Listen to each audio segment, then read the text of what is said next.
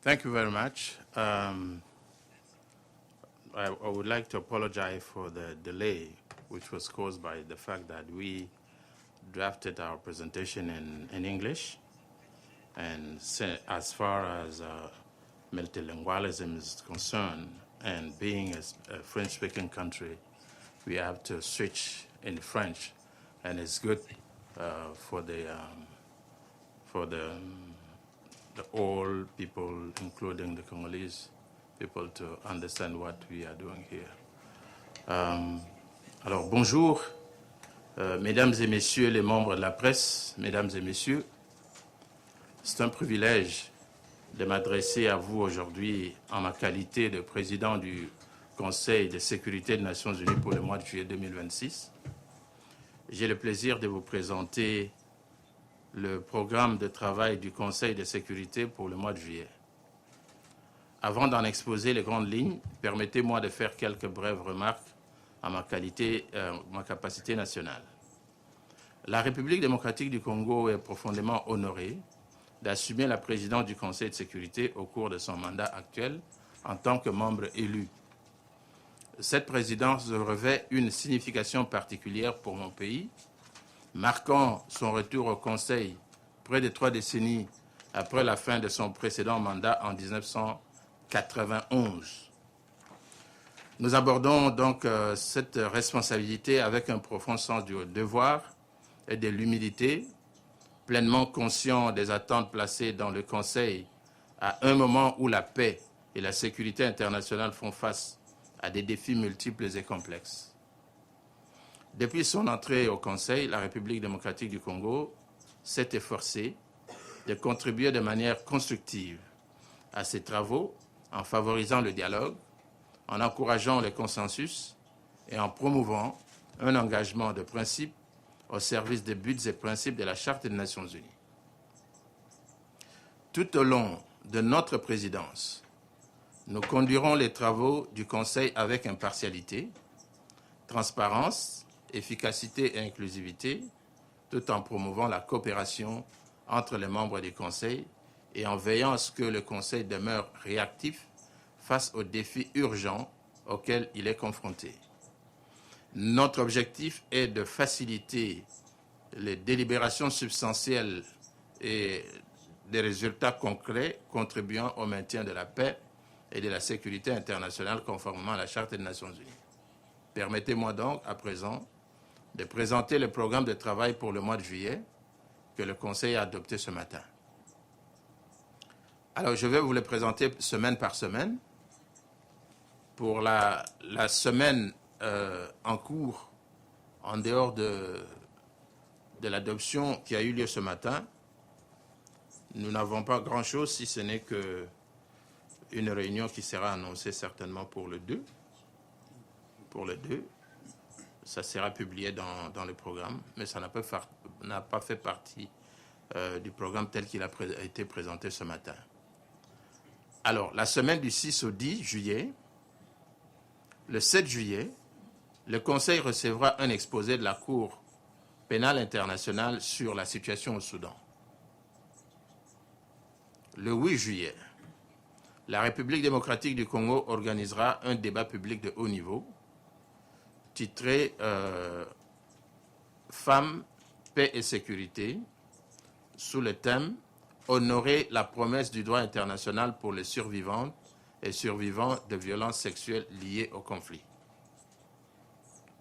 Cette réunion sera présidée par la première ministre de la République démocratique du Congo, son Excellence Madame Judith Suminwa Tuluka. Pour ce qui est de la troisième semaine, c'est-à-dire la semaine du 13 au 17, le 13 juillet, la République démocratique du Congo, en sa capacité nationale, convoquera une réunion de haut niveau selon la formule ARIA sur les thèmes « Évaluation du vide normatif concernant les ressources naturelles et la paix, fondements et perspectives ». Nous examinerons les lacunes du cadre international actuel liant les ressources naturelles et la paix et allons explorer des options pratiques en vue d'une approche normative plus cohérente et plus efficace. Une note conceptuelle a déjà été distribuée à cet effet. Le 14 juillet, un créneau a été réservé pour l'éventuelle adoption d'une résolution relative à d'un texte sur la résolution 2722 concernant la mer Rouge. Ça sera suivi d'un exposé et de consultations sur l'UNOWAS. Le 15 juillet, le Conseil tiendra un exposé et des consultations sur la Colombie. Le 16 juillet, le Conseil tiendra des consultations sur le Liban au titre de la résolution 1701 et la force des Nations Unies chargée du maintien de la paix à Chypre, UNFICYP. Pour la 4e semaine qui va du 20 au 24 juillet, le 20 juillet, le Conseil tiendra un exposé et des consultations sur Haïti. Le 21 juillet, le Conseil tiendra un exposé et des consultations sur la Syrie, portant à la fois sur le développement politique et humanitaire. Le 22 juillet se tiendra notre événement phare, un débat public de haut niveau sur le thème gouvernance des ressources naturelles, fondement de la paix, de la sécurité et de la prospérité dans le maintien de la paix et de la sécurité internationale. Cette réunion sera présidée par son Excellence M. Félix Antoine Tshisekedi Tshilombo, président de la République démocratique du Congo. La République démocratique du Congo estime que l'exploitation continue des ressources naturelles comme moteur de conflit rend cette discussion à la fois opportune et nécessaire. Nous espérons que ce débat encouragera les États membres à identifier des moyens pratiques par lesquels une gouvernance responsable et transparente des ressources naturelles peut contribuer à une paix, une sécurité et un développement durable. Nous invitons chaleureusement toutes les délégations à y participer à un plus haut niveau possible. Le 23 juillet plutôt, se tiendra un débat public sur le maintien de la paix et de la sécurité internationale, axé sur le règlement pacifique des différends, conformément à la résolution 2788. Il s'agit d'un débat public mandaté. Pour la 5e semaine du 27 au 31 juillet, le 28 juillet, le Conseil tiendra un débat public sur le Moyen-Orient. Le 29 juillet, un créneau a été réservé pour l'éventuelle adoption de la résolution 2745 relative au régime de sanctions concernant la République centrafricaine, suivi de consultations sur le Centre régional des Nations Unies pour la diplomatie préventive en Asie centrale. Le 31 juillet, la présidence tiendra la séance mensuelle de bilan à 15 heures.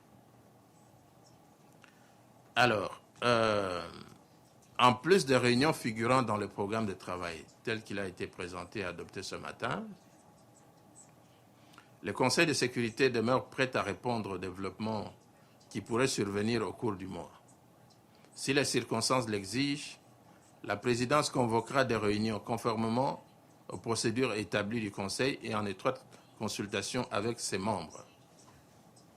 Comme vous le savez, le processus de sélection du secrétaire général fera également partie de nos responsabilités en tant que président du Conseil de sécurité pour le mois de juillet et pourrait également avoir une incidence sur ce programme de travail. Comme toujours, nous comptons sur l'esprit de coopération et d'engagement constructif de tous les membres afin de permettre au Conseil de répondre rapidement et efficacement aux situations émergentes affectant la paix et la sécurité internationale. Je tiens également à exprimer notre sincère appréciation au secrétariat des Nations Unies et en particulier à la division des affaires du Conseil de sécurité pour son professionnalisme, son dévouement et son appui précieux dans la préparation de notre présidence. Nous nous réjouissons de poursuivre cette étroite coopération tout au long du mois. Pour la République démocratique du Congo, présider le Conseil de sécurité constitue à la fois un grand honneur et une profonde responsabilité. Nous sommes déterminés à conduire les travaux du Conseil avec impartialité, transparence et respect de la Charte des Nations Unies, tout en promouvant le dialogue, la coopération et des résultats concrets au service de la paix et de la sécurité internationale. Nous nous réjouissons également de travailler étroitement avec l'ensemble des membres des Nations Unies, les organisations régionales et les autres parties prenantes dans la conduite des travaux du Conseil au cours du mois de juillet 2026. Je vous remercie. Je me tiens maintenant à votre disposition pour des questions éventuelles.